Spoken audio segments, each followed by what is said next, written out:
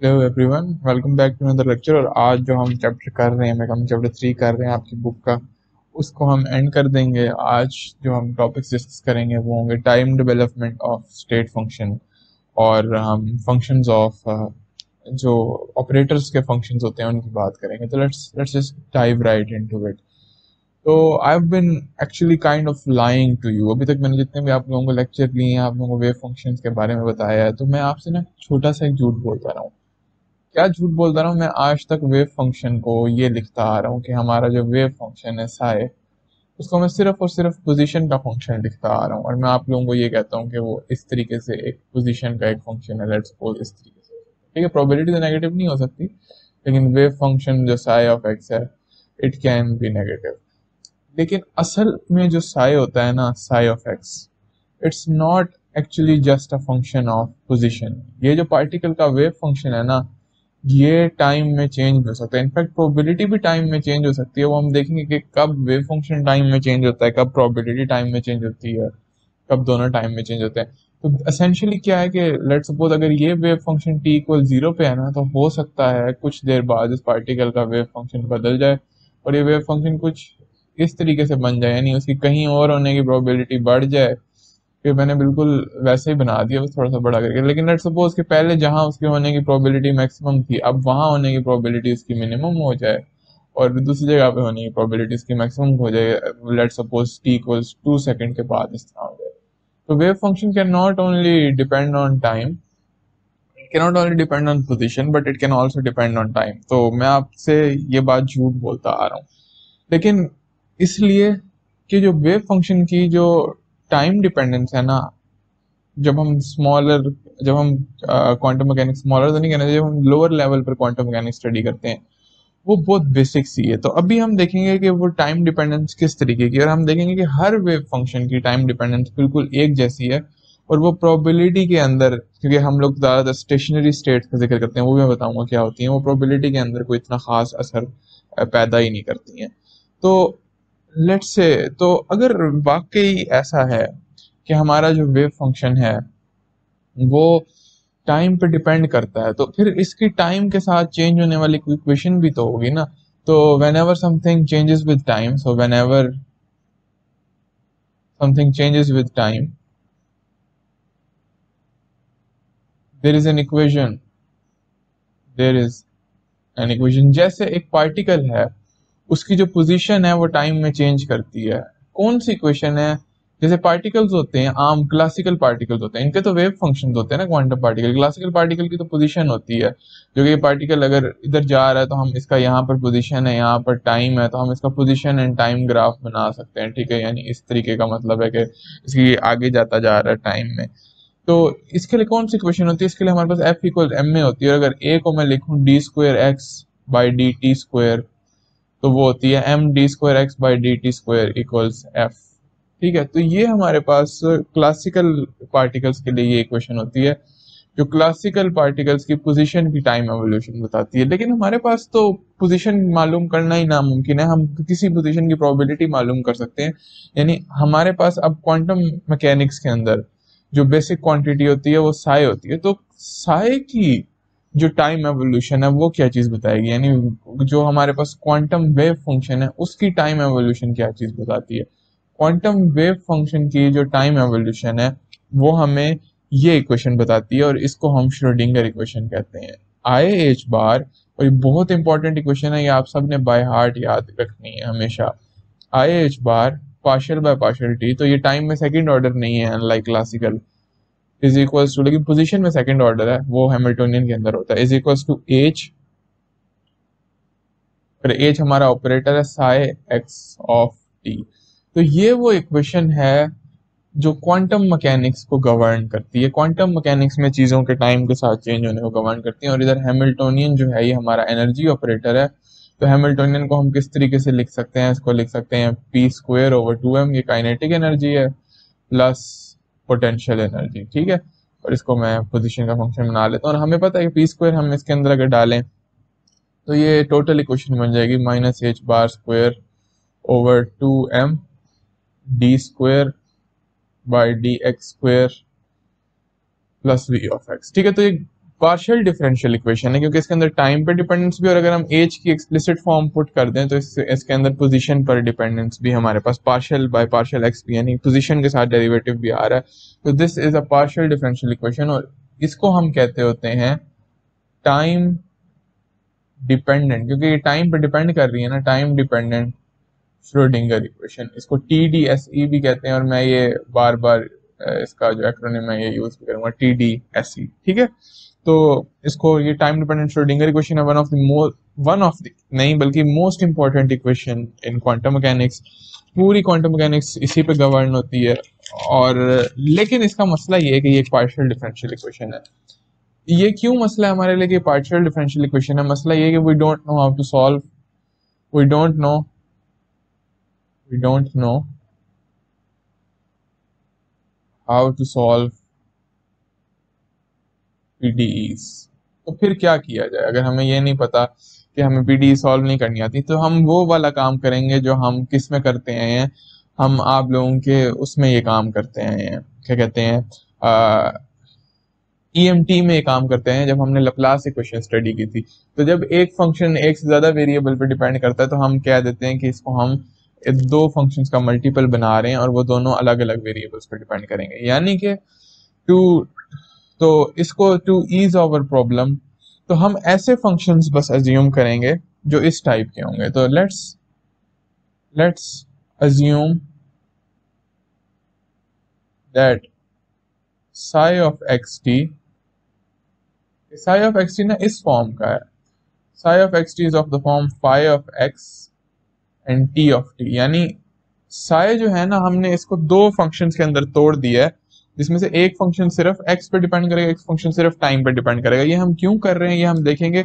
ये जब हम टाइम डिपेंडेंट श्रोडिंगर इक्वेशन में डालेंगे तो हमें श्रोडिंगर इक्वेशन टूट जाएगी, और टूट कर श्रोडिंगर इक्वेशन हमें दो इक्वेशंस दे देगी। एक इक्वेशन सिर्फ पोजीशन पे डिपेंड करेगी और एक इक्वेशन सिर्फ टाइम पे डिपेंड करेगी। तो let's put this in the Schrodinger equation and then see what happens. तो इसको मैं श्रोडिंगर इक्वेशन के अंदर डाल दूंगा, हो जाएगा IH bar partial by partial t, इधर मेरे पास आ जाएगा phi of x, t of t तो मैंने वेव फंक्शन की जगह ये डाल लिया है, इज इक्वल्स टू h बार, यहां पर आ जाएगा phi of x t of t, ठीक है। ये हमारे पास टाइम डिपेंडेंस आ जाएगी, सॉरी टाइम डिपेंडेंस नहीं, ये श्रोडिंगर इक्वेशन में पुट करने के बाद आ जाएगा। अब देखिए h बार जो है वो एक ऑपरेटर है, और वो सिर्फ x पे डिपेंड करता है। देखिए इसके अंदर डिफरेंशियल भी x का है, पोटेंशियल भी x का है, तो इसमें से मैं टाइम निकाल सकता हूँ। तो ये t ऑफ t इधर से बाहर आ जाएगा, और ये हो जाएगा h बार, और ये h बार सिर्फ और सिर्फ x पर एक्ट करेगा, ये किसी भी टाइम के फंक्शन पर एक्ट नहीं करेगा। उस तरह ये जो टाइम डिफरेंशियल है ये सिर्फ टाइम पर एक्ट करेगा और उस पर एक्ट नहीं करेगा। तो ये हो जाएगा IH bar phi of x partial by partial t, और ये t पर एक्ट कर रहा है। अब मैं क्या करता हूँ, दोनों तरफ phi of x t of t से डिवाइड कर देता हूँ। तो divide by phi of x t of t, हम अपना काम आसान बनाने के लिए कर रहे हैं ताकि हमें PDE से ODEs में आ जाए। तो अगर मैं ये करूं तो इससे क्या होगा, इसको डिवाइड करने से यहाँ एक साइड पे मेरे पास आएगा IH बार, यहाँ पे phi ऑफ x से कट जाएगा, और ये होगा 1/t। और अब क्योंकि ये सिर्फ t के फंक्शन पे एक्ट कर रहा है, तो इस पार्शियल डिफरेंशियल को मैं टोटल डिफरेंशियल लिख सकता हूँ, t इज इक्वल्स टू, और इधर 1/phi ऑफ x आ जाएगा, क्योंकि ये उस पर डिपेंड नहीं करेगा टाइम पर, टाइम से टाइम कट जाएगा जब हम डिवाइड करेंगे, और h bar phi of x आ जाएगा। तो what can we actually learn from this? पहली बात तो ये है कि इसको गौर से देखें, ये वाली पूरी साइड जो है सिर्फ टाइम पे डिपेंड करती है, टाइम डिपेंडेंट है। ये वाली पूरी साइड सिर्फ x पे डिपेंड करती है, x डिपेंडेंट। इसका मतलब है, लेकिन टाइम और x तो बिल्कुल एक दूसरे से इंडिपेंडेंट है। टाइम चेंज करने से पोजीशन तो नहीं चेंज होती है, पोजीशन चेंज करने से टाइम तो नहीं चेंज होता, ऑल द टाइम हमेशा आगे बढ़ता है, लेकिन एज वेरिएबल सिर्फ देखें, इसको x y की तरह देखें। एक चीज चेंज करने से दूसरी चीज को चेंज तो नहीं होना चाहिए। इसका मतलब है कि अगर मैं इस साइड को चेंज करूं, ठीक है, अगर मैं इस थोड़ा सा टाइम चेंज करूं, तो ये इस साइड पे जो भी वैल्यू आनी है वो चेंज हो जाएगी, लेकिन इस साइड पे वैल्यू चेंज नहीं होगी, क्योंकि ये वाले इस टाइम को चेंज करने से इस साइड पे कभी कोई फर्क ही नहीं पड़ सकता। तो फिर ये इक्वालिटी किस सूरत में होल्ड कर सकती है? ये इक्वालिटी सिर्फ उस सूरत में होल्ड कर सकती है जब ये दोनों चीजें एक कांस्टेंट के बराबर हैं, क्योंकि टाइम पोजीशन पे डिपेंड नहीं करता, पोजीशन टाइम पे डिपेंड नहीं करती, तो एक्स भी चेंज हो रहा है, टी भी चेंज हो रहा है, ऐसा तो हो नहीं सकता कि एक साइड चेंज हो दूसरी साइड चेंज ना हो। इसका मतलब ये सिर्फ उस सूरत में ये पॉसिबल हो सकता है कि दो डिफरेंट वेरिएबल्स एक दूसरे के दो डिफरेंट वेरिएबल्स के फंक्शंस एक दूसरे के बराबर सिर्फ उस सूरत में हो सकते हैं जब वो किसी कांस्टेंट के इक्वल हो, और उस कांस्टेंट को मैं ई ले रहा हूं। अभी आप लोगों को पता चलेगा कि ये कांस्टेंट मैं ई क्यों ले रहा हूं, ठीक है। और इधर से हमारे पास एक बहुत खास और मजेदार चीज भी आएगी, लेकिन पहले हम जरा टाइम वाली चीज को देखते हैं। तो look at the time equation. तो टाइम वाली इक्वेशन क्या बन जाएगी हमारे पास? बन जाएगा आई एच बार, और दोनों को एक ही कांस्टेंट के बराबर होना चाहिए क्योंकि दोनों एक दूसरे के बराबर हैं। I H bar 1/t D T by D T is equal to E. तो ये हमारे पास इक्वेशन आ गई है। अब देखिए इस इक्वेशन को हम इन जनरल सॉल्व कर सकते हैं। ये एक फर्स्ट ऑर्डर डिफरेंशियल इक्वेशन है। ये है, इसको मैं अगर dt को उधर ले जाऊं तो सेपरेशन ऑफ वेरिएबल्स मैंने आप बहुत ज्यादा आप लोगों को सिखाया है, तो हो जाएगा ई डी टी, और अगर फिर मैं दोनों तरफ इंटीग्रेट कर दूं तो हमारे पास दोनों तरफ इंटीग्रेट करने से क्या बनेगा? इंटीग्रेट करके देखते हैं, एक तरफ लॉग नेचुरल आ जाएगा, हो जाएगा आई एच बार लॉग नेचुरल टी, और इधर हो जाएगा ई टी प्लस सी। अब आप लोगों को सारा पता है। अगर मैं ऐसा भी करता हूँ कि आई एच बार को दूसरी साइड पे ले जाता हूँ तो ये हो जाएगा लॉग नेचुरल, ये हो जाएगा 1/i जो होता है ना वो -i के बराबर होता है। आप दोनों ऊपर नीचे i मल्टीप्लाई करके देख सकते हैं। तो 1 i h बार जब उधर जाएगा तो ये हो जाएगा -i/e/h/t, और इधर जो आएगा वो कांस्टेंट में एब्जॉर्ब भी हो जाएगा। अब मैं आपको पता है कि इसमें एक्सपोनेंशियल करके और जैसे जैसे करके मैं इसको इस तरह लिख सकता हूँ c e⁻⁻h आयोटा और t आ जाएगा। तो ये देखिए हमने टाइम के लिए इक्वेशन को हमने सॉल्व कर लिया है, और इस c को बाय कन्वेंशन हम a कहते होते हैं, इधर जो कांस्टेंट होता है। तो टाइम वाली जो इक्वेशन होती है उसको हम लिखते होते हैं a e⁻⁻h बार, पहले वैसे आयोटा ज्यादातर पहले लिखते थे -i e h bar t, ठीक है। ये टाइम डिपेंडेंस है। और अगर आप इस बात को गौर से देखें तो टाइम डिपेंडेंस हमने हर केस में निकाल लिया। इसका मतलब चाहे पोटेंशियल हम जो मर्जी लेते रहें, अगर हमारा वेव फंक्शन इस फॉर्म का है जिसको हम तोड़ के लिख सकते हैं, जरूरी नहीं है सारे वेव फंक्शन इस फॉर्म के हों, ये हमने अज्यूम किया कि हमारा वेव फंक्शन अगर इस फॉर्म का, और बहुत सारे वेव फंक्शन इस फॉर्म के होंगे जिसमें हम तोड़ के लिख सकते हैं टाइम और पोजिशन को दोनों अलग अलग फंक्शन में, तो फिर हमेशा टाइम डिपेंडेंस वही रहेगी, हमेशा टाइम डिपेंडेंस ये होगी। हमें बस ये जानना रह गया कि ये जो ऊपर कांस्टेंट ई है इसको हम कैसे इंटरप्रेट करें। इसको इंटरप्रेट करने के लिए हमें ऊपर वाली इक्वेशन देखनी पड़ेगी। ये जो दूसरी इक्वेशन बनती है 1/5 h bar phi of X, ये देखनी पड़ेगी, ठीक है। तो ये आप लोग देखें तो आपको समझ आएगी मैंने इसको ई क्यों लिया। दूसरी इक्वेशन अगर हम देखें वो आती है 1/5 of x h bar acting on phi of x equals E. तो अगर मैं फाई ऑफ एक्स को दूसरी तरफ ले जाऊं ये हो जाएगा h बार, ठीक है, phi of X is equals to E phi of X. ओहो ये क्या चीज है? ये हमारे पास एक आइगन वैल्यू इक्वेशन है, आइगन वैल्यू इक्वेशन। और ये किस चीज की आइगन वैल्यू इक्वेशन है? h बार की। और h बार कौन सा ऑपरेटर है? h बार है एनर्जी ऑपरेटर, है ना। ये तो हम लोग शुरू से देखते आए हैं, जब पोटेंशियल ना हो तो वो खाली p²/2m के बराबर होता है, p² की फिर हम ऑपरेटर वाली फॉर्म डाल देते हैं। ये क्या है? ये एनर्जी ऑपरेटर है। और किसी भी ऑपरेटर की आइगन वैल्यू क्या होती है? वो वैल्यू होती है जो हम मेजर करते हैं। तो ये ई क्या है? ये असल में पार्टिकल की एनर्जी है, ठीक है। तो पार्टिकल का जो पोजीशन वाली जो पार्टिकल की पार्ट है, जो पार्टिकल का पोजीशन वाला पार्ट है, वेव फंक्शन का पोजीशन वाला जो पार्ट है, वो एक्चुअली उस सूरत में वेव फंक्शन तोड़ा जा सकेगा। जब हम वेव फंक्शन को तोड़ेंगे फाई ऑफ एक्स और साई ऑफ एक्स में, तो जो फाई ऑफ एक्स होगा वो हमेशा क्या चीज होगी? फाई ऑफ एक्स हमेशा हैमिल्टोनियन का आइगन फंक्शन होगा, ठीक है।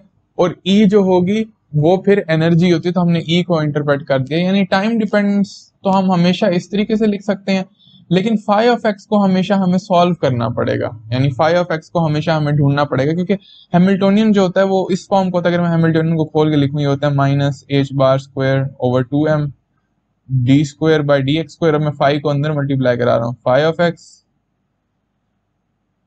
प्लस वी ऑफ एक्स, क्योंकि इसमें पोटेंशियल अगर एनर्जी हो तो फिर वी ऑफ एक्स भी आएगा, वी ऑफ एक्स यहाँ पे साई ऑफ एक्स आना चाहिए, वी ऑफ एक्स और यहाँ पर psi of X is equals to E psi of X. ठीक है, ये बहुत इंपॉर्टेंट इक्वेशन है। ये इक्वेशन वो इक्वेशन है जो वेव फंक्शन की पोजीशन वाली पोजीशन डिपेंडेंस देती है। ठीक है, यानी और इसको हम कहते हैं टाइम इंडिपेंडेंट श्रोडिंगर इक्वेशन। ये बहुत इंपॉर्टेंट इक्वेशन है, टाइम इंडिपेंडेंट श्रोडिंगर इक्वेशन। यानी श्रोडिंगर इक्वेशन में अगर हम वेव फंक्शन को तोड़ दें, फाइव ऑफ एक्स और टी ऑफ टी में डिवाइड कर दें, टी ऑफ टी तो हमेशा एक ही होगा, वो कभी चेंज नहीं होना। तो हर वेव फंक्शन की जो तोड़ा जा सकता है टाइम डिपेंडेंट फॉर्म ये होगी। लेकिन जैसे जैसे पोटेंशियल चेंज होगा, हाइड्रोजन एटम के लिए कोई और पोटेंशियल होगा, पार्टिकल इन अ बॉक्स के लिए कोई और पोटेंशियल होगा, क्योंकि पोटेंशियल फोर्स पर डिपेंड करते हैं। तो जैसे जैसे पोटेंशियल चेंज होगा, श्रोडिंगर इक्वेशन को हमें हर दफा अलग से सॉल्व करना पड़ेगा, टाइम इंडिपेंडेंट श्रोडिंगर इक्वेशन को। ठीक है, तो इससे हमें क्या पता चलता है, तो जो मैं आज तक आपको साई ऑफ एक्स बताता रहा हूं, तो अब आपको पता चलेगा कि मैं आपको क्या बताता रहा हूं।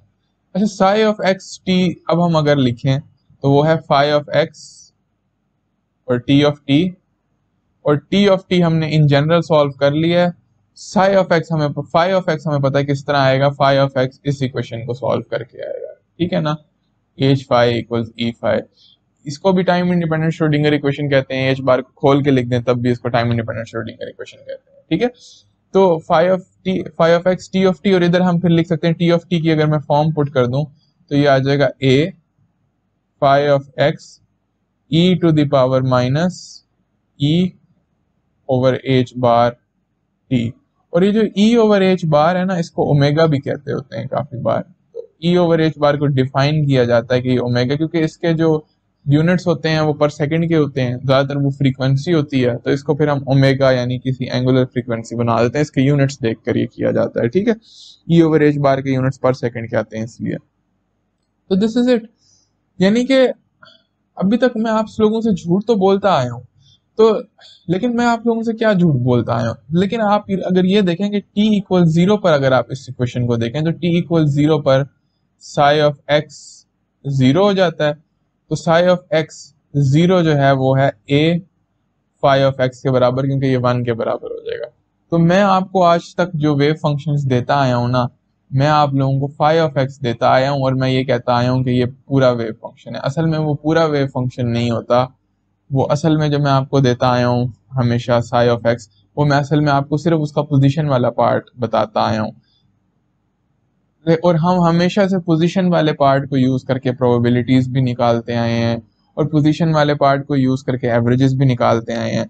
तो एक सवाल आप लोगों के दिमाग में आ सकता है कि अगर हमने कभी टाइम डिपेंडेंस का ख्याल रखा ही नहीं है, जब हमने कभी टाइम डिपेंडेंस का ख्याल रखा ही नहीं, तो क्या आज तक जो हसन भाई ने हमें प्रोबेबिलिटीज निकलवाई हैं और एवरेजेस निकलवाई हैं वो भी ठीक है? हाँ, इस बात का जवाब ये कि वो ठीक है। और इधर ए से परेशानी होना, ए नॉर्मलाइजेशन कांस्टेंट है, ए को चाहे तो आप हटा भी सकते हैं, लेकिन कैसे वो ठीक है? जो मैं आज तक आपको बस फाई ऑफ एक्स देख के साई ऑफ एक्स कहता आया हूँ, उससे आपको प्रोबेबिलिटीज निकलवाता आया हूँ और उसी से आपकी एवरेजेस निकलवाता आया हूँ, वो बात कैसे ठीक है? ये मैं आप लोगों को बताता हूँ कैसे ठीक है। आप लोगों को पता ना कि प्रोबेबिलिटी डेंसिटी जो होती है साई ऑफ एक्स, वो होती है साई स्टार इंटू साई, और इसको इंटीग्रेट करें तो प्रोबेबिलिटी आ जाती है।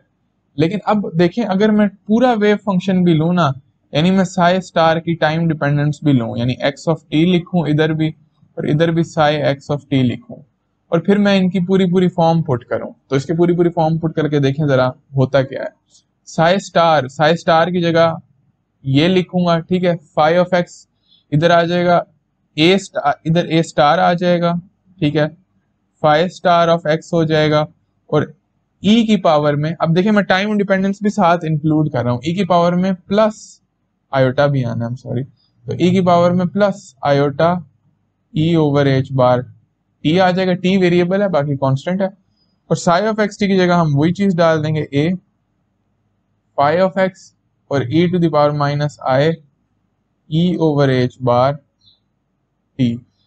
तो तो अगर आप लोग इसको गौर से देखें तो ये ए स्टार ए स्क्वायर हो जाएगा, और five star five mod square हो जाएगा, और हमारे पास एक्सपोनेंशियल जो टाइम वाले फैक्टर्स हैं ये आपस में जीरो कर देंगे जब इनकी पावर्स ऐड होंगी और ये वन दे देंगे। तो अगर आप गौर से देखें तो ए स्क्वायर जो है वो सिर्फ इसकी पोजीशन वाले पार्ट पे डिपेंड कर रहा है।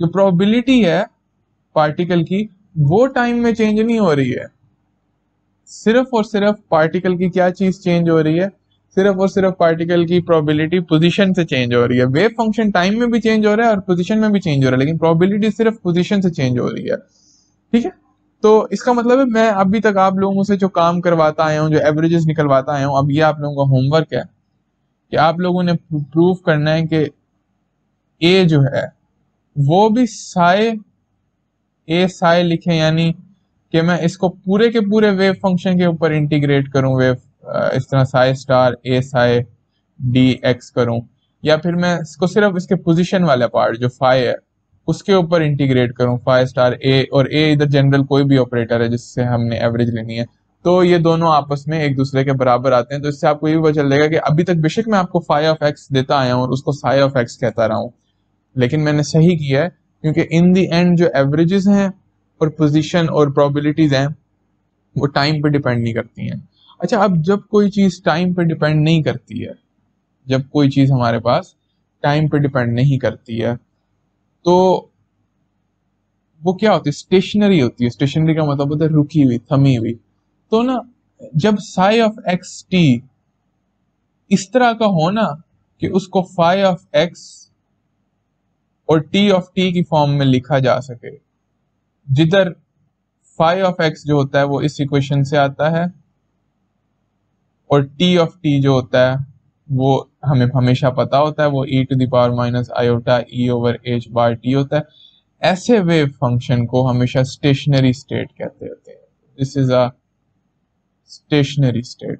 तो एक ऐसा वेव फंक्शन जो हैमिल्टोनियन, जिसकी पोजीशन वाला पार्ट हैमिल्टोनियन का आइगन फंक्शन होता है, जिसमें वेव फंक्शन को स्प्लिट किया जा सकता है पोजीशन वेव फंक्शन और टाइम वेव फंक्शन में, जिसकी प्रोबेबिलिटीज जो हैं और एवरेजेस जो हैं वो टाइम पे डिपेंड नहीं करती हैं, ऐसी स्टेट को, ये वेव फंक्शन को स्टेट भी कहते हैं ना, ऐसे वेव फंक्शन या ऐसी स्टेट को स्टेशनरी वेव फंक्शन या स्टेशनरी स्टेट कहते हैं। क्योंकि ऑल्दो वेव फंक्शन टाइम पे डिपेंड कर रहा होता है, लेकिन पोजीशन टाइम पे डिपेंड, लेकिन प्रोबेबिलिटी टाइम पे डिपेंड या एवरेजेस टाइम पे डिपेंड नहीं कर रही होती। और हम मेजर क्या करते हैं, प्रोबेबिलिटीज और एवरेजेस करते हैं, इसलिए हम इनको स्टेशनरी स्टेट्स कहते हैं।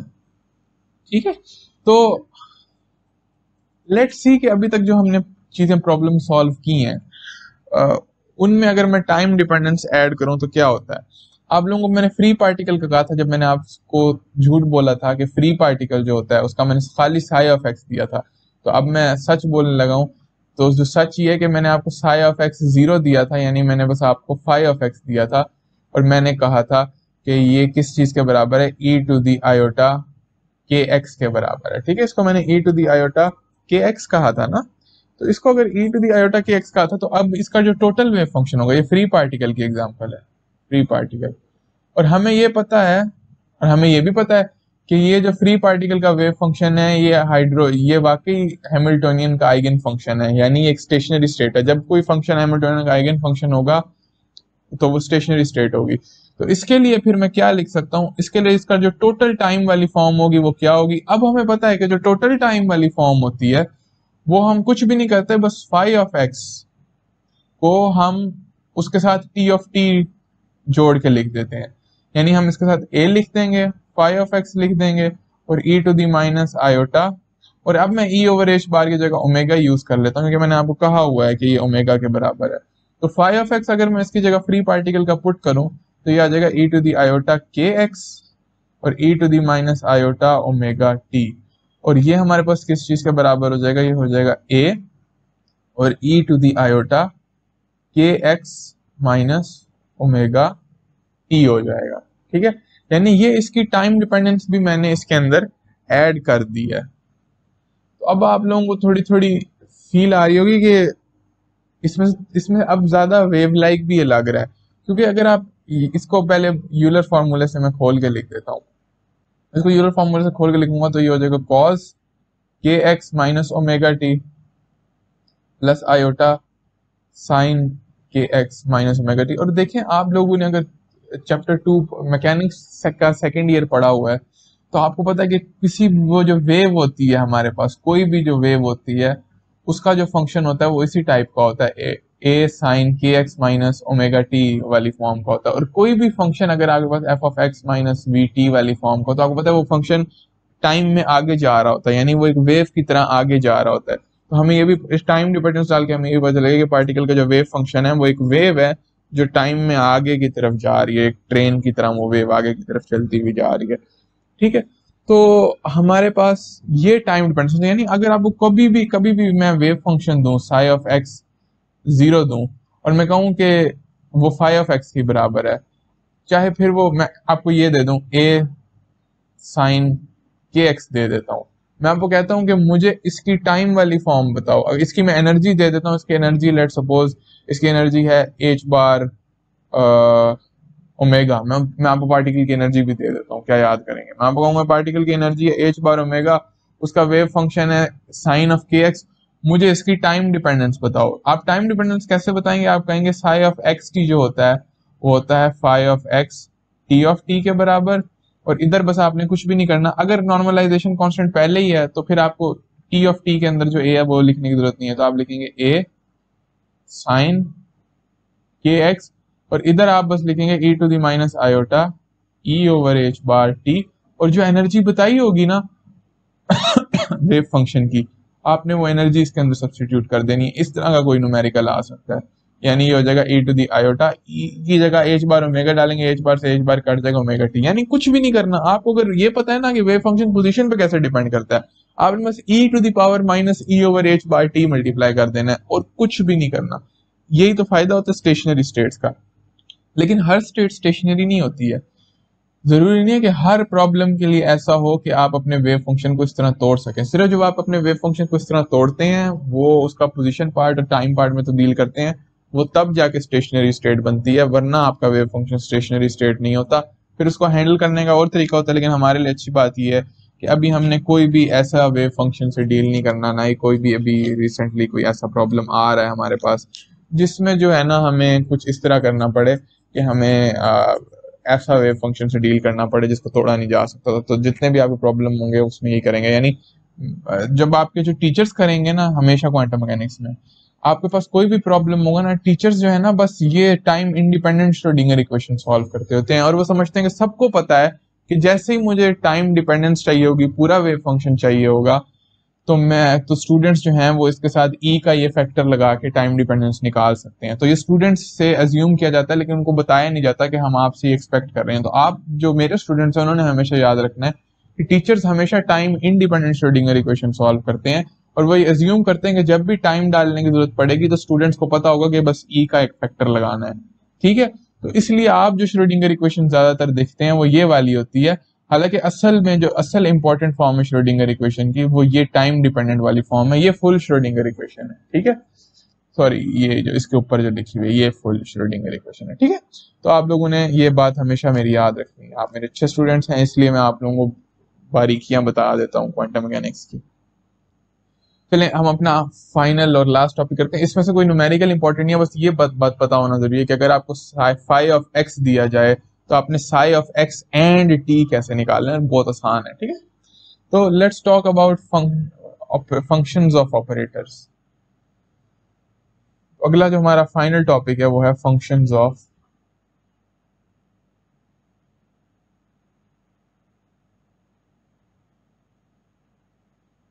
ऑपरेटर्स। ठीक है, हमारा बिल्कुल लास्ट और फाइनल टॉपिक है ये हमारा इस चैप्टर का। ठीक है, तो क्या कहना चाह रहा हूं मैं फंक्शंस ऑफ ऑपरेटर से। अच्छा, मैं अगर ये कहूं साइन ऑफ एक्स, इसका तो आप लोगों को मतलब पता होता है, लेकिन अगर मैं आपको ये कहूं कि मुझे ये निकाल के दो sine of D by D X, फिर आप लोग क्या करोगे? या मैं कहूं मुझे ये निकाल के जो cause of D square by D x square, इसका क्या मतलब होगा? कॉज के अंदर डेरिवेटिव ऑपरेटर, किसी डेरिवेटिव ऑपरेटर का कॉज कैसे लेते हैं? हमें तो मुश्किल से किसी एंगल का कॉज साइन लेना आता है, हम तो बेचारे ऐसे बच्चे हैं। हम किसी डेरिवेटिव किसी ऑपरेटर का कैसे साइन और कॉस ले लें, या मैं कहूँ मुझे ये बताओ कि e to the power iota D by D X plus V of X, यानी e की पावर में अगर मैंने पूरा का पूरा ऑपरेटर रखा हो, यानी इन जनरल में क्या बात करना चाह रहा हूँ, ये फंक्शंस है ना साइन कोसाइन ई, और हमें इनको अगर मैंने जनरल लिखना होता, अगर मैं sine of X cos of X मेरे पास होता ई टू दी एक्स होता, तो इनको मैं मिला के इन जनरल क्या कहता, एफ ऑफ एक्स कहता। ठीक है, अब यानी मैं क्या करना चाह रहा हूँ, तो इन जनरल साइन कॉस ये हमारे फंक्शंस हैं, और D by D X D square by D X D by D X plus B square ये हमारे ऑपरेटर्स बनते हैं। ठीक है, यानी या फिर मैं इस तरह कहता हूँ कॉज ऑफ मोमेंटम ऑपरेटर क्या होगा। तो इन जनरल मैं आप लोगों से ये पूछना चाह रहा हूँ, मैं इस बात का जवाब चाह रहा हूँ कि अगर मेरे पास किसी फंक्शन का ऑपरेटर हो तो वो क्या होगा। ये बात तो ऑब्वियस है कि वो भी एक ऑपरेटर होगा, लेकिन उसका एक्शन क्या होगा। हमें तो पता है कि एक ऑपरेटर जब एक्ट करता है किसी चीज पर, वो क्या चीज होती है, हमें ये तो बहुत आराम से पता है हमें कि वो क्या चीज होती है। जब एक ऑपरेटर किसी उस पर एक्ट करता है, अगर हमें पता हो कि वो ऑपरेटर कैसे एक्ट करता है तो हम वो एक्शन करा देते हैं। उस तरह किसी ऑपरेटर का स्क्वायर भी हमें पता है कि 2 दफा वो ऑपरेटर करवा देते हैं, किसी ऑपरेटर का क्यूब भी हमें पता है कि वो क्या होता है, वो 3 दफा हम उस ऑपरेटर को एक्ट करा देते हैं फंक्शन पर।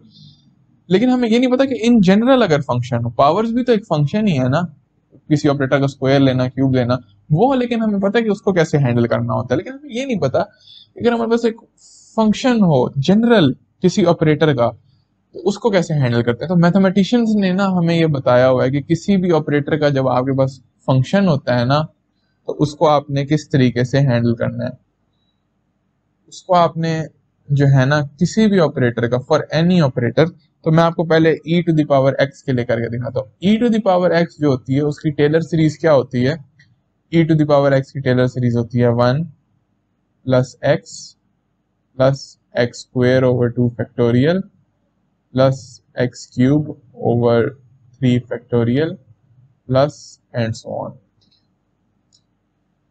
अब अगर x की जगह मेरे पास कोई ऑपरेटर हो, कोई ए हो, यानी वो ए क्या हो सकता है, वो हैमिल्टोनियन ऑपरेटर भी हो सकता है, वो मोमेंटम ऑपरेटर भी हो सकता है, वो कोई जनरल ऑपरेटर ओ भी हो सकता है। ठीक है, कोई ऑपरेटर हो तो मैथमेटिशियंस ने बताया हुआ है कि ऑपरेटर्स को भी, क्योंकि हमें ये तो पता है ना कि ऑपरेटर्स की पावर्स को कैसे एक्ट कराना है, तो आप लोगों ने ऑपरेटर्स के जो फंक्शंस होते हैं उनको उनकी टेलर सीरीज से डिफाइन करना है।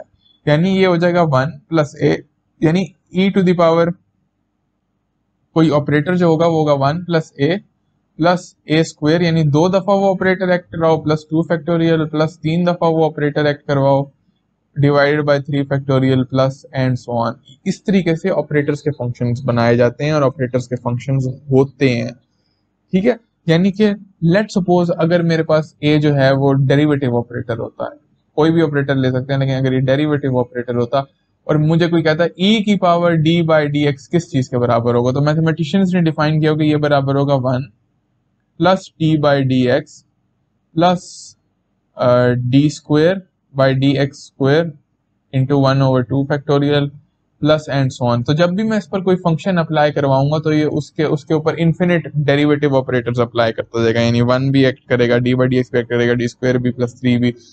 तो इस तरीके से ये डिफाइन होगा e की power d by D x. ठीक है, उसी तरह साइन भी किसी ऑपरेटर का अगर आप लोगों ने डिफाइन करना हो, साइन ऑफ एनी ऑपरेटर, तो साइन ऑफ सम ऑपरेटर भी इसी तरीके से डिफाइन होगा, वो होगा a, साइन की सीरीज होती है x minus X cube over 3, तो ये हो जाएगा minus A cube over 3 factorial फिर plus a to the 5 over 5 factorial. ठीक है, तो कोई भी आपको ऑपरेटर दिया हुआ हो और आपसे पूछा हो sine d square by D X square क्या होगा, तो आपने क्या करना है, लेट सपोज ये निकालने की कोशिश कर रहे हैं हम साइन, आपकी बुक में ऐसे क्वेश्चंस हैं, आपके एग्जाम में भी पूछे जा सकते हैं, तो इतने मुश्किल नहीं है। तो देखिए sine D square by D x square क्या होगा, ये अब मैं बीच बीच में जो एग्जांपल्स दे रहा हूँ एक तरीके से ये आपकी एक्सरसाइजेस में इस तरह के सवाल हैं, तो वो आप लोगों को करने हैं। ठीक है, तो sine D square by D x square किस चीज के बराबर होगा, ये हमारे पास बराबर होगा ए की जगह हम क्या लिखेंगे, पूरा का पूरा operator he D square by D x square है, फिर माइनस ए क्यूब की जगह हम क्या लिखेंगे, डी स्क्वायर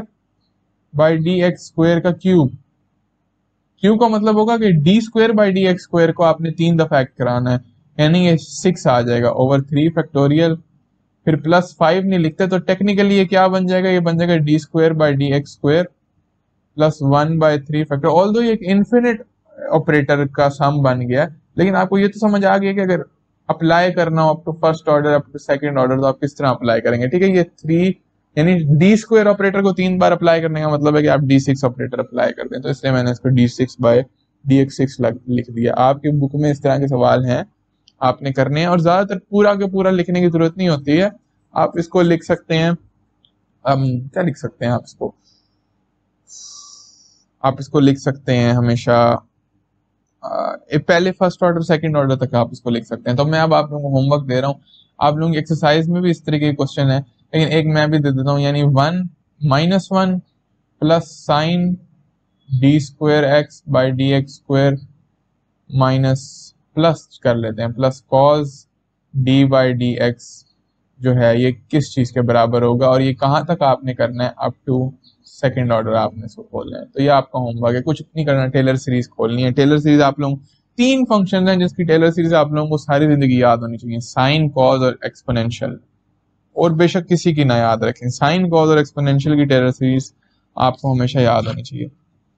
ठीक है, ये इतनी बड़ी कहानी मैंने बांधी क्या है, ये तो मैंने आप लोगों को एक मैथ की चीज बता दी है। इस मैथ की चीज का फायदा क्या है, इस मैथ की चीज का ये फायदा है कि हमारे पास क्वांटम मैकेनिक्स में हैमिल्टोनियन का एक ऑपरेटर है जो हैमिल्टोनियन के फंक्शन से बनाया जाता है, जो कि इंतहाई इंपॉर्टेंट है, जो कि ना सिर्फ बीएस में काम आता है बल्कि पीएचडी में काम आता है। मैंने जितने भी रिसर्च पेपर देखे हैं ना, उसमें वो ऑपरेटर जिसको यूनिटरी ऑपरेटर कहते हैं या टाइम एवोल्यूशन ऑपरेटर कहते हैं, वो हर जगह यूज हो रहा होता है, लेकिन वो ऑपरेटर जो है वो हैमिल्टोनियन का फंक्शन होता है। तो अब हम उसकी बात करने जा रहे हैं, अब हम फिजिक्स को बीच में लाने जा रहे हैं। तो वो are essentially now going to talk about time evolution operator. Time evolution operator से आपको वैसे नाम से भी समझ आ रही हो कि इसने ना टाइम में इवॉल्व करवाता है ये चीजों को। ठीक है, टाइम में कैसे इवॉल्व कराता है अभी हम देखते हैं, अभी मैं आप लोगों को बताता हूँ। तो u जो है ये होता है e⁻i आयोटा t वेरिएबल है, टाइम का वेरिएबल है, इसको u से रिप्रेजेंट करते हैं। और ये देखें ये हैमिल्टोनियन ऑपरेटर का एक्सपोनेंशियल फंक्शन है। तो अब हमें, तो मैंने ये इतनी बड़ी स्टोरी इसलिए आपको सुनाई है कि आपको मसला नहीं होगा कि ये क्या चीज है, अब आपको पता होगा कि ये अपनी टेलर सीरीज के ही बराबर है। यानी अगर मैंने इसकी सीरीज लिखनी हो तो मैं लिख सकता हूं, तो मैं क्या लिख सकता हूं, मैं लिख सकता हूं 1 प्लस एक्स है तो प्लस एक्स की ये पूरी चीज आ जाएगी माइनस आयोटा t/h हैमिल्टोनियन।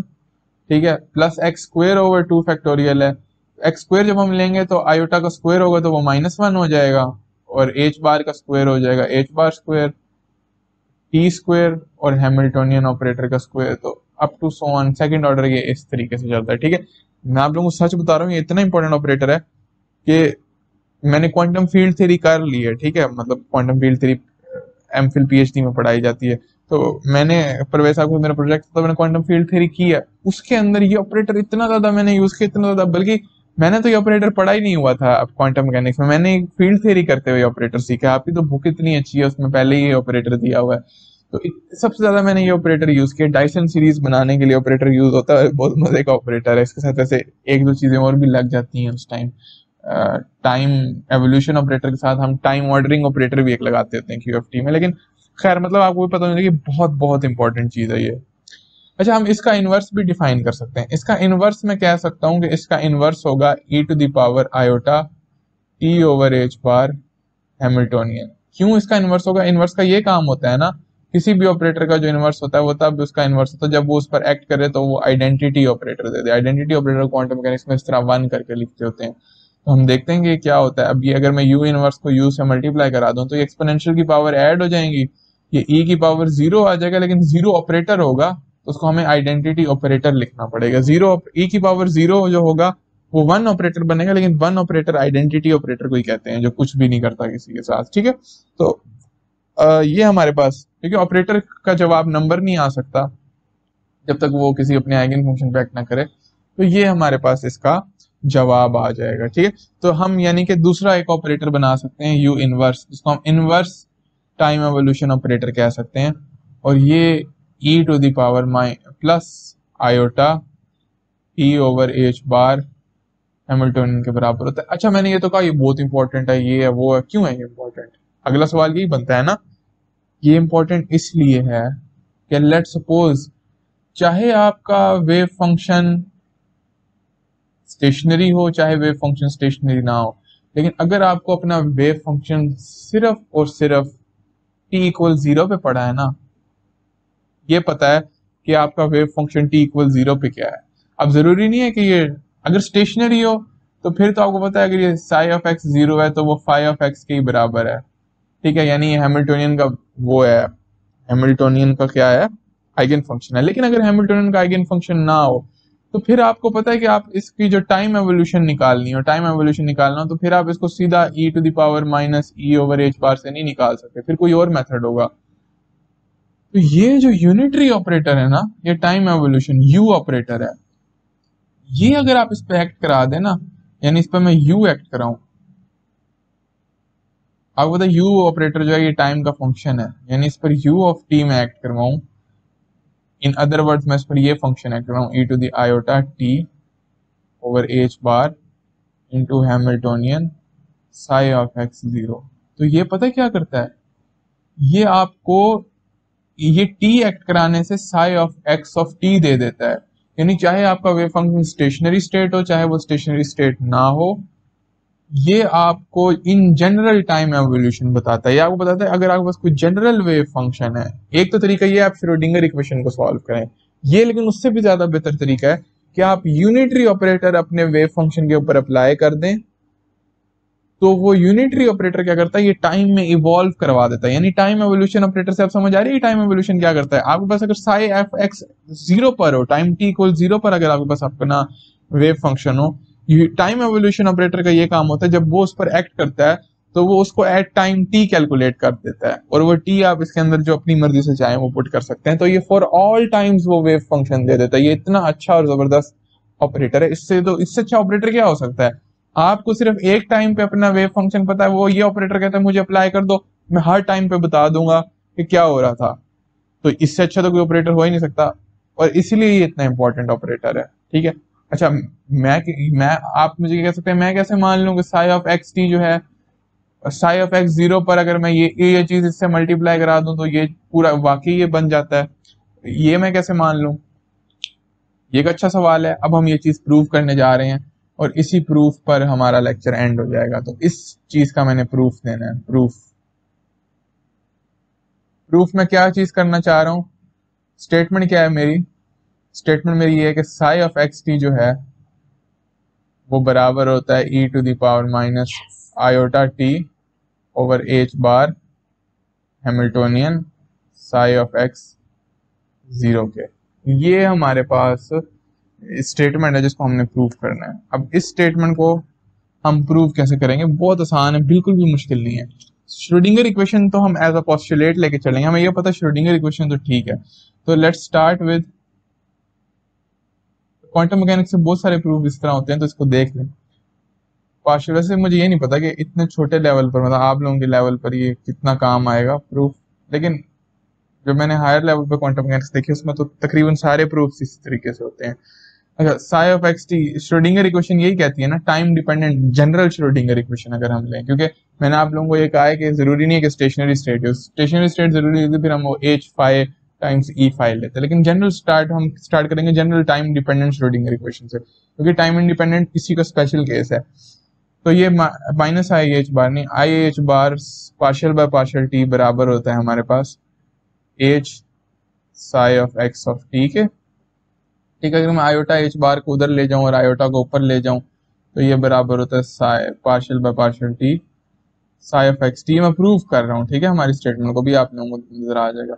ये बराबर हो जाएगा माइनस आयोटा, आयोटा ऊपर आ गया h bar psi of x n t, और इसको मैं उठा के इस साइड पर ला रहा हूँ तो ये ऐड हो जाएगी चीज इधर आके, तो ये हमारे पास हो जाएगा पार्शियल बाय पार्शियल टी, ठीक है। ये हमारे पास क्या चीज हो जाएगी, पार्शियल बाय पार्शियल टी, हम partial by partial t bracket में लिख रहा हूँ, पार्शियल बाय पार्शियल टी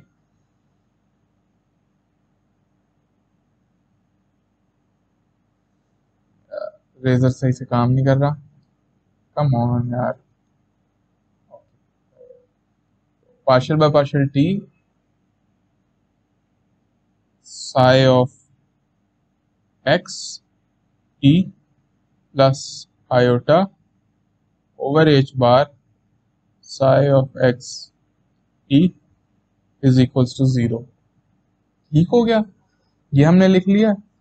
अच्छा देखें, यहाँ पे हैमिल्टोनियन भी आना है, हैमिल्टोनियन। अच्छा देखें, मैं इस चीज को, इस पूरी चीज को अब ना e to the power iota h cut over H cut t से, सॉरी एच बार यानी हैमिल्टोनियन ओवर एच कट से, यानी यू ऑपरेटर से, जो यू इनवर्स ऑपरेटर है उससे मल्टीप्लाई करवाना चाह रहा हूं। तो मल्टीप्लाई दिस इस क्वांटिटी से, ये भी एक ऑपरेटर का फंक्शन है, multiply this on both sides. ठीक है, प्रूफ है ना, तो प्रूफ में तो इस तरह की ट्रिक्स करते होते हैं। तो ये क्या हो जाएगा, ये हो जाएगा e टू द आयोटा, ठीक है, e टू द आयोटा। ज्यादातर लोग इस तरह लिखते होते हैं, टी को पहले लिखते होते हैं, इससे फर्क नहीं पड़ता। H bar partial by partial T, ठीक है, psi of x and T, ये इधर से भी मल्टीप्लाई हो जाएगा और हैमिल्टोनियन से भी ये मल्टीप्लाई हो जाएगा, ये हो जाएगा e to the iota over H bar, ठीक है, iota over H bar e to the iota T over H bar Hamiltonian, और इधर भी हमारे पास हैमिल्टोनियन पहले से ही है, साई ऑफ एक्स टी आ जाएगा ये, ठीक है, 0। अच्छा इसको ना, अच्छा दरम्यान में एडिशन हुई है, ठीक है, इस एडिशन को ना मैं, ये ना असल में डेरिव किसी चीज पर प्रोडक्ट रूल लगा हुआ है, इसको मैं लिख सकता हूं partial by partial t e to the iota h bar over H cut, sorry h hat, Hamiltonian obvious में, इसको हैमिल्टोनियन ही कहूंगा, एक को मैं एच बार और एच कट में मिक्स किया जा रहा हूँ, लेकिन लिखता हूं तो आपको होपफुली समझ आ जाती होगी। साई ऑफ एक्स टी, इस पूरी चीज को मैं इस तरह लिख सकता हूँ। क्यों लिख सकता हूँ, प्रोडक्ट रूल है। आप इस पर प्रोडक्ट रूल लगाएं, पहले इस पर प्रोडक्ट रूल लग जाएगा, ठीक है, ये चीज ऐसे की ऐसी आ जाएगी, ये आएगा, फिर इस पर प्रोडक्ट रूल लगेगा तो आयोटा एच बार और हैमिल्टोनियन नीचे आएगा, तो ये रहा हैमिल्टोनियन, ये रहा आयोटा एच बार। तो आपका ये एसेंशियली समझ लिया, आपका होमवर्क है, आपने ये डेरिवेटिव का प्रोडक्ट रूल लगा के देखना है, आपको नजर आ जाएगा कि ये उसी चीज के बराबर है, ठीक है, ये आपको बस आ जाएगा।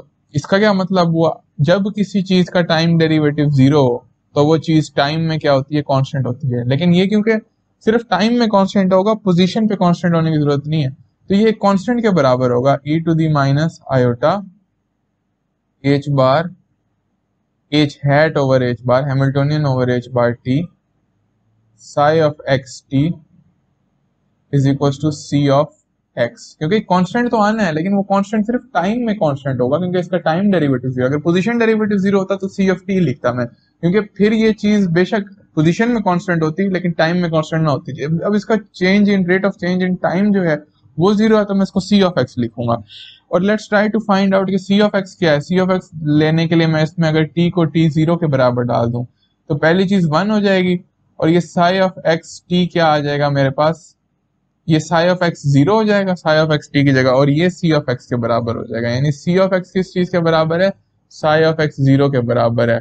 तो इधर से हम क्या लिख सकते हैं, e to the minus iota Hamiltonian over H bar t psi of x t equals psi of x 0, ठीक है, मैंने कुछ भी नहीं किया, इधर से t इक्वल 0 पुट करके सी ऑफ एक्स की वैल्यू निकाल ली है, तो ये साई ऑफ एक्स 0 आ जाएगा। अब आप देख सकते हैं कि मेरी वो स्टेटमेंट प्रूव हो जाएगी अगर मैं दोनों तरफ अब e टू दी प्लस, ये मैं माइनस क्यों लिख रहा हूं इधर हर जगह, यहाँ प्लस आना है, ठीक है, प्लस प्लस। अब अगर मैं दोनों तरफ e टू दी माइनस, अब माइनस आएगा, minus Hamiltonian over H bar T, मैं कभी t को आगे पीछे कर देता हूँ, कभी एच बार हो कभी हैमिल्टोनियन को, इससे कोई फर्क नहीं पड़ता, क्योंकि अगर कोई ऑपरेटर होता फिर तो मैं उसे हैमिल्टोनियन के आगे पीछे नहीं कर सकता, लेकिन t एक कांस्टेंट है हैमिल्टोनियन के लिए, तो उसको मैं हैमिल्टोनियन के आगे पीछे कर सकता हूँ, टी पर हैमिल्टोनियन डिपेंड नहीं करता। अब अगर मैं इसको दोनों साइड पे मल्टीप्लाई करा दूं तो क्या होगा, ये देखें इधर भी ये मल्टीप्लाई हो जाएगा प्लस आयोटा, मतलब इस इक्वेशन में मैं इस चीज को दोनों साइड से मल्टीप्लाई करा रहा हूँ, plus iota h cut, sorry Hamiltonian over H cut t psi of x T, तो ये दोनों आपस में मिला के 1 हो जाएंगे, आइडेंटिटी ऑपरेटर बन जाएगा और इधर मेरे पास आ जाएगा e to the minus Hamiltonian over H cut t psi of x 0।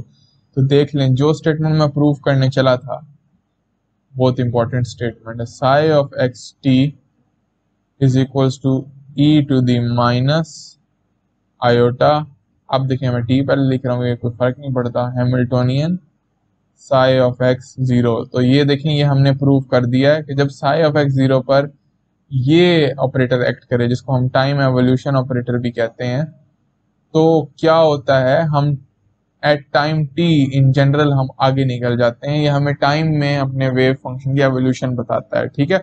और ज़रूरी नहीं है इसके लिए कि ये जो हो हमेशा अब वो हो, क्या कहते हैं, साई ऑफ एक्स 0 जो हो वो स्टेशनरी स्टेट हो। लेकिन मैं आपको ये बता सकता हूँ स्टेशनरी स्टेट के लिए भी ये सही रिजल्ट ही देगा।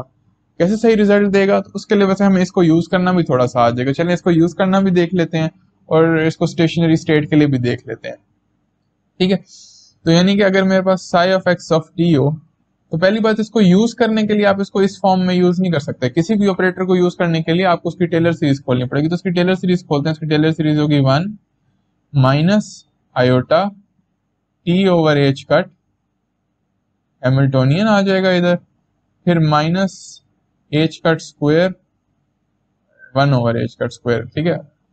एक तो रेजर खोलने में जितना टाइम लगता है ना, तो एसेंशियली आप लोग इधर फील कर सकते हैं कि स्टेशनरी स्टेट की अब मैं बात कर रहा हूँ, ठीक है, स्टेशनरी स्टेट की। तो आप लोगों को भी अभी समझ आएगी अगर ये मेरी रेजर काम हाँ कर गई है। ये हो जाएगा -1 over H bar square T square Hamiltonian का स्क्वायर, ठीक है, प्लस हायर ऑर्डर टर्म्स भी आती जाएंगी लेकिन उनको हम लिखते नहीं है, तो साई ऑफ एक्स 0 हो जाएगा, ठीक है। इसको जब एक्शन इसका देखना हो वो तो आप टेलर सीरीज से ही देखेंगे ना, लेकिन फॉर स्टेशनरी स्टेट्स देखते हैं क्या होता है। फॉर स्टेशनरी स्टेट्स, और स्टेशनरी स्टेट्स आपको पता है कि जो 0 पर साई ऑफ एक्स होता है वो फाई ऑफ एक्स के बराबर होता है, यानी इसके पोजीशन वाले पार्ट के बराबर होता है, ठीक है। और आप लोगों को ये भी पता है कि ये जो फाई ऑफ एक्स होता है जब हैमिल्टोनियन इस पर एक्ट करता है तो वो E of phi of X दे देता है, ठीक हो गया। तो अब जरा आप गौर से देखें इसे, तो यहाँ पर हमारे पास आ जाएगा Sai of X of T, ये अब फाई ऑफ एक्स और मैं इसको हर तरफ अंदर मल्टीप्लाई करवा रहा हूँ, ये हो जाएगा फाई ऑफ एक्स, यानी इसकी जगह मैं फाई ऑफ एक्स लिख के ना इसको पूरी टेलर सीरीज में मल्टीप्लाई करा रहा हूँ, minus iota T over H bar. अब ये इधर से नहीं निकल सकता, यहाँ पर हम लिखेंगे Hamiltonian of phi of X, फिर ये -1 over H cut square T square और Hamiltonian square of phi of X, ठीक है, प्लस टेलर सीरीज आपको पता बाकी भी किस तरीके से काम करेगी। अब अगर आप इसको गौर से देखें तो ये फाई ऑफ एक्स होगा, इधर होगा minus iota T over H bar, और इधर हैमिल्टोनियन जब फाई ऑफ एक्स पे एक्ट करेगा तो वो नंबर दे देगा क्योंकि ये इसका आइगन फंक्शन है phi of X. Stationary state में phi of X eigen function होता है, तो इधर फाई ऑफ एक्स आ जाएगा -1 over H bar square T square, इधर हैमिल्टोनियन 2 दफा एक्ट करेगा तो 2 दफा एनर्जी आएगी, ई स्क्वायर आ जाएगा, इधर भी फाई ऑफ एक्स आ जाएगा, ठीक है, प्लस एंड सो ऑन, ये हो जाएगा हमारे पास। अब मैं वापस फाई ऑफ एक्स को कॉमन ले लेता हूं तो ये हो जाएगा 1। अब ये नंबर होगा, अब ये अब आइडेंटिटी ऑपरेटर नहीं होगा, अब ये सारी चीजें क्या बन जाएंगी, नंबर बन जाएंगे, क्योंकि ये फाई ऑफ एक्स पे हैमिल्टोनियन ने एक्ट किया ना, तो फाई ऑफ एक्स पे जब भी कोई पूरा ऑपरेटर अपने आइगन फंक्शन पे एक्ट करता है तो वो एक नंबर टाइम्स वो वेव फंक्शन दे देता है। अब ये इक्वेशन जो है नंबर्स में बदल गई है ऑपरेटर से, हो जाएगा माइनस, अब मैं दोबारा फाई ऑफ एक्स को कॉमन ले रहा हूँ, माइनस टी, यहाँ पर टी होगा, नीचे एच कट आएगा, माइनस आयोटा टी ई हो जाएगा, फिर -1 over H cut square T square E square plus and so on. बाकी भी जहां जहां हैमिल्टोनियन का क्यूब आना था 4 आना था वो भी हमारे पास क्या होगा, ई बन चुका होगा। तो अब आप लोग देख सकते हैं कि ये टेलर सीरीज जो पहले हैमिल्टोनियन की थी अब ये एनर्जी की टेलर सीरीज बन गई है। तो मैं यहाँ पे लिख सकता हूँ E to the minus iota E over H cut T, यानी मैं वापस टेलर सीरीज बंद कर रहा हूँ, E over H cut T phi of X. तो आप देखें कि ये वही वाला रिजल्ट नहीं आ गया जो हमने टी स्टेशनरी स्टेट्स के लिए निकाला था। तो देखें ये इस स्पेशल केस में भी काम करता है। तो ये जो हमारा ये वाला है ना ऑपरेटर, टाइम एवोल्यूशन ऑपरेटर, ये स्टेशनरी स्टेट्स के लिए भी सही जवाब देता है, क्योंकि स्टेशनरी स्टेट्स का तो हमें जवाब पता है कि एक्सपोनेंशियल की power minus iota E over H का टी मल्टीप्लाई होना था, तो उसने वो भी सही जवाब दे दिया। लेकिन अगर स्टेट स्टेशनरी ना हो, यानी हैमिल्टोनियन का आइगन फंक्शन ना भी होता ये, तब भी इससे सही जवाब आना था। बस फिर हमें वो अब अलग से हैमिल्टोनियन का जो एक्शन होता वो देखना पड़ता अप्लाई करके। ठीक है, तो इससे हमें पता चलता है कि टाइम एवोल्यूशन ऑपरेटर है, ऑपरेटर के फंक्शंस कैसे होते हैं, और टाइम एवोल्यूशन ऑपरेटर होता क्या है, क्यों इंपॉर्टेंट होता है। इसलिए ऑपरेटर होता है कि टाइम में स्टेट को इवॉल्व करा देता है। अगर आपको टी को जीरो पे स्टेट पता हो, हमने देखा स्टेशनरी स्टेट के लिए क्या होता है, हमने पहले ये भी देखा कि स्टेशनरी स्टेट क्या होती है। वो स्टेट होती है जिसके लिए प्रोबेबिलिटी के टाइम पे डिपेंड नहीं करती, हैमिल्टोनियन का आइगन फंक्शन होती है वो स्टेट। तो we have seen all of this good stuff, और आई होप कि आपको समझ आई होगी। चीजें एब्स्ट्रैक्ट हैं, मैथमेटिकली चीजों को समझना है और फिर उनको थोड़ा थोड़ा फिजिक्स से लिंक करना है। फिजिक्स से भी ये मैथमेटिकली चीजें लिंक होती हैं, कोई इतना कोई फिजिक्स से लिंक नहीं होती जब तक हम कोई फिजिकल प्रोसेस के लिए प्रॉब्लम सॉल्व नहीं करते हैं। ठीक है, लेकिन ये सारे रूल्स आपने याद रखने हैं कि अगर आपको वेव फंक्शन दिया हो तो आप उसी टाइम में, अगर स्टेशनरी हो तो फिर तो बहुत आसान है, ना हो स्टेशनरी फिर थोड़ा मुश्किल है, लेकिन ज्यादातर आपको स्टेशनरी ही दिए जाएंगे। तो ये था आज का लेक्चर, और हमारा ये चैप्टर कंप्लीट हो चुका है। इसके बाद आपको अगर इसकी प्रॉब्लम्स में इस चैप्टर की कहीं भी कोई भी मसला हो तो आप मुझसे पूछ सकते हैं, और फिर अगला हम नेक्स्ट चैप्टर स्टार्ट करेंगे। तो मुझे बड़ा मजा आया ये चैप्टर आप लोगों को पढ़ाने में। आई होप कि आप लोगों को भी समझ आई होगी। तो I will see you guys in the next lecture. Allah Hafiz.